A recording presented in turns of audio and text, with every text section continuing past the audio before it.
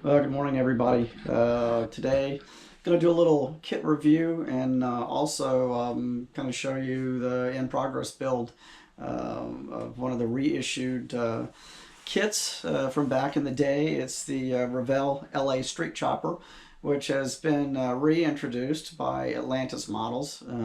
They have been bringing back a lot of our old favorite kits, and I'm really glad to see this particular one. I was a huge fan of choppers back in the day. I grew up in Daytona Beach, and my dad and I would always go to the Rat's Hole Chopper Show, which at that time, years ago, of course, we're talking 50 years ago, literally almost 50 years ago. The Chopper Show was on the boardwalk in Daytona, and people would bring bikes from all over the country. Just crazy stuff back then. A lot of big trikes with crazy engines and crazy body work. And of course, back in that period of time, my favorite paintwork. It was all candies and pearls and just crazy airbrushed themes on a lot of these bikes. And we saw a lot of unusual stuff like the Coca-Cola trike. I remember that bike being there. It was a big Coke can, trike, and a lot of other bikes like that. So seeing some of these old kits come back, be brought back, I'm really happy about it. And over the years, we've had a few of them trickle back out. Of course, we had the Revell chopper kits from the last 15 years, 20 years, which aren't bad. They're kind of generic, but not bad, and the size is good. But I like these large scale bike kits. This one is 8th scale.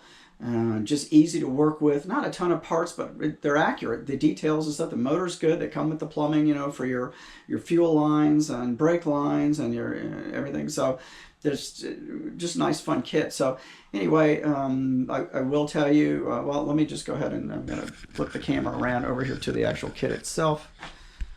And I got this on my bench down at work in my lab. Of course, original box art, which is great from back in the day. And I don't know who did the box art for this, but it's really good and clean. And as you can see, I've got quite a bit of sub-assembly done on this. The motor's pretty much built. I've got all the other sub-assemblies done. The front end is finished. Love this old school sugar bear style Springer front end. I mean, huge rake, giant forks, and of course there's traditional wire wheels.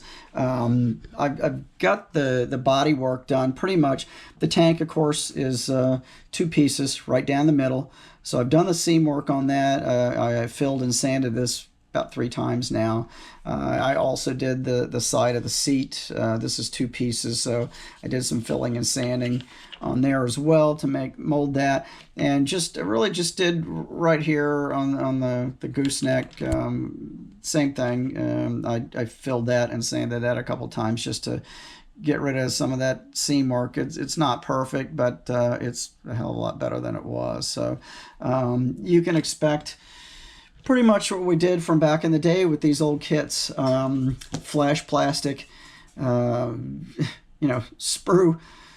connections in the worst places possible. So I haven't done it yet. And generally what I do, I clean up all those points and then go back, with my chrome pen when I'm getting near the end of the build and just touch up all those little nicks. You can see places. Of course, a lot of this will be hidden once it's in the frame, but there are some points on here where there were sprue connections that are going to need just touched up. I use the Molotow chrome pen.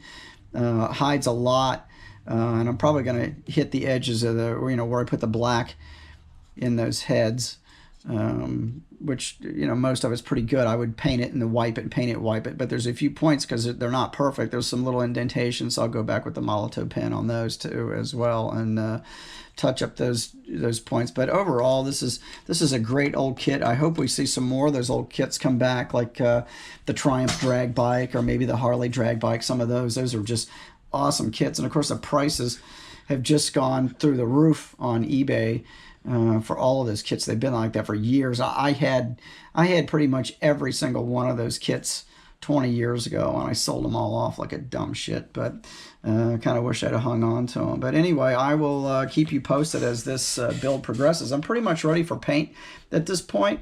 I'm thinking of pearl white and doing some fade work, maybe in like a candy lavender or blue.